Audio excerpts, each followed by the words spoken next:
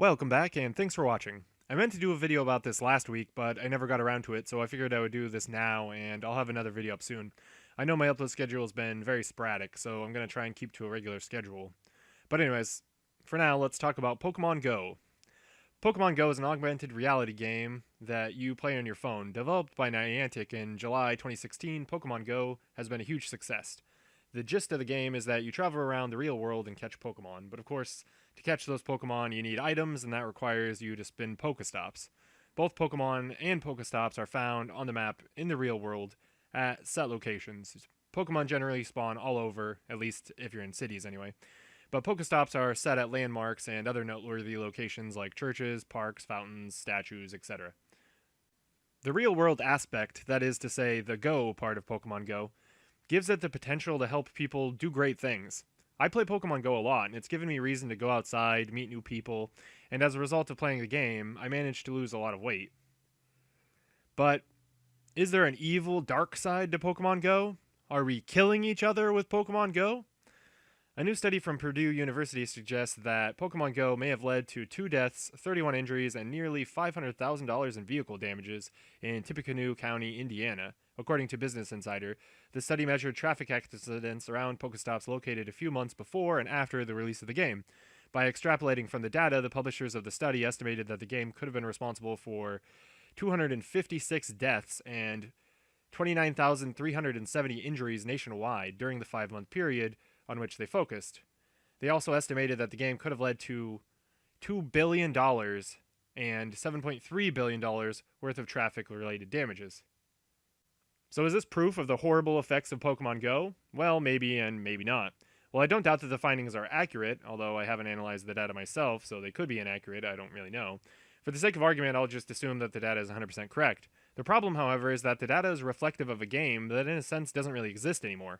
Now, I don't mean that Pokemon Go is dead. After all, players around the world last month managed to catch 3 billion Pokemon globally in just a week. And just this week, Niantic announced the release of the 3rd generation of Pokemon, which is set to release anytime in the next couple of days. In fact, it might come out before I even release this video. So, the game is far from dead, and in my own experience with the game, it's very much alive. But what I mean is that the rules of the game have changed so significantly that the findings of the Purdue study are fairly meaningless in respect to Pokemon Go as it currently exists. Now, of course, the findings can still tell us a lot about augmented reality games and traffic accidents that can help other developers from making the same mistakes, but as far as Niantic and Pokemon Go are concerned, those mistakes have for the most part already been taken care of.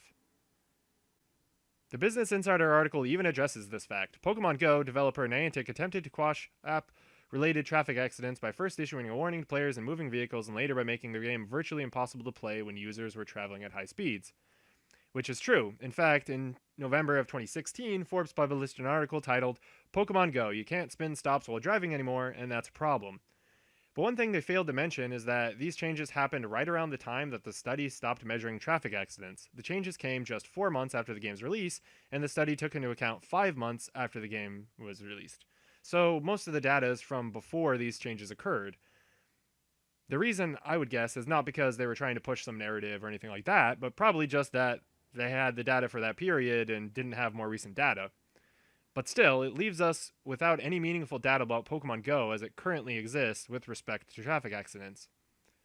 Niantic implemented these changes around November, and at the time, many players were extremely upset by this, and I'm sure a lot of people stopped playing as a result of it. Prior to November 2016, players could simply fill up their items by driving around the city and looking at their phones every so often. But Niantic didn't want players to play this way, or else they realized the potential disaster they had on their hands and decided to make the changes. At the time, even I was not happy with the changes. For the most part, I played the game on foot because a video game didn't seem worth driving around wasting gas to me. However, I never played while driving anyways. I either played as a passenger, catching Pokemon and spinning stops for both myself and the driver, or else drove and had my passenger play for me. Or else I just didn't play in the car. So this change made me angry. I played in the car a safe way, and yet Niantic was taking that away from me, and on top of that, they had to do it in November.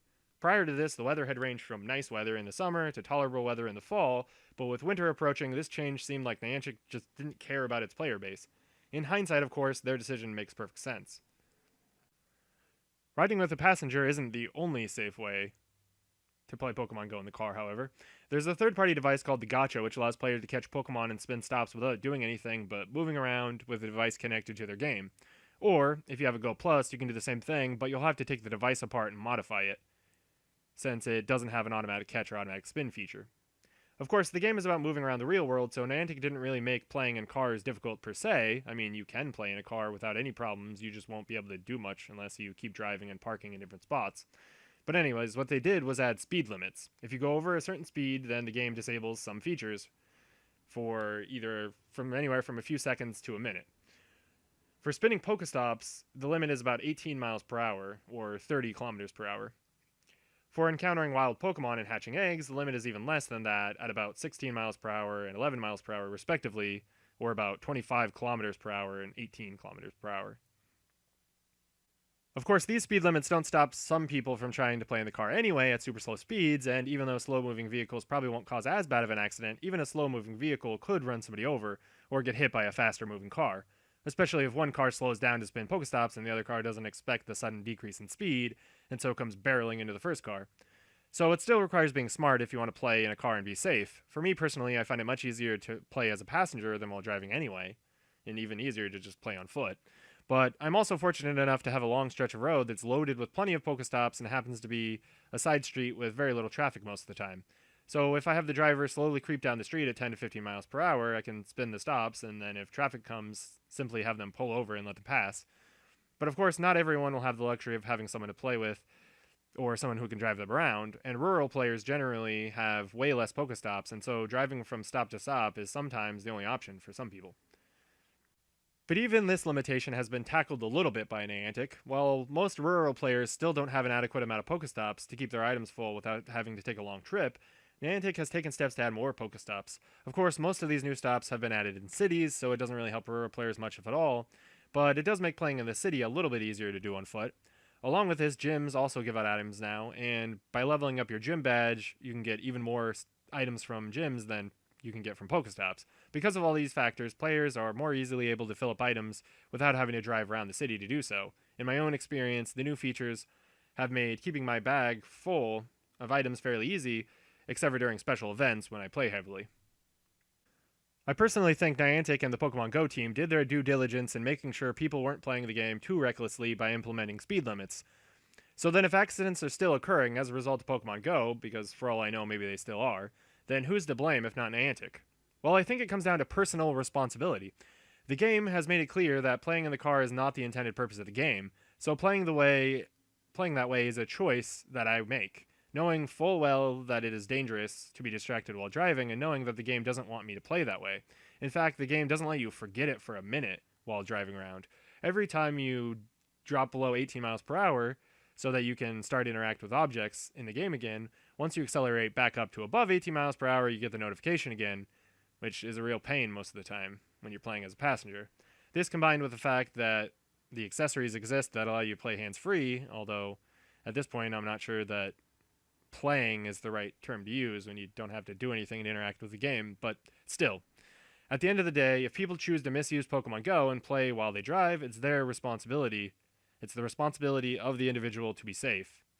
And if they cause an accident, then it's ultimately their own fault and not the fault of the game they chose to play while driving.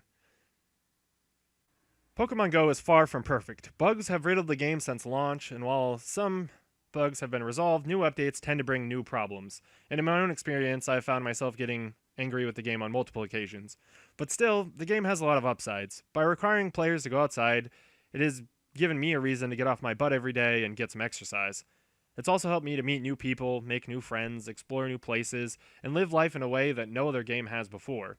Now obviously, not every player will have the same experience, and just as the fault of the accidents lies in the choices of the individual players, the benefits of the game are only there for those who choose to take advantage of them. And even then, only to those who live in a city, since if you live in a small town where no one else plays, then obviously you can't meet new players. So, is Pokemon Go killing people? Well, in the end, I don't think we can blame Niantic for causing accidents no more than we should blame Apple or Samsung for accidents caused by people who text while they drive. The fault lies in the individual making the decision. So no, Pokemon Go is not killing people. Or at least probably not anymore anyway. Thanks for watching. You can let me know what you think of this video by rating it or leaving a comment. If you like my work, you can subscribe to my channel, and you can follow me on social media. The links are in the description. Thanks for watching, and remember to never stop questioning.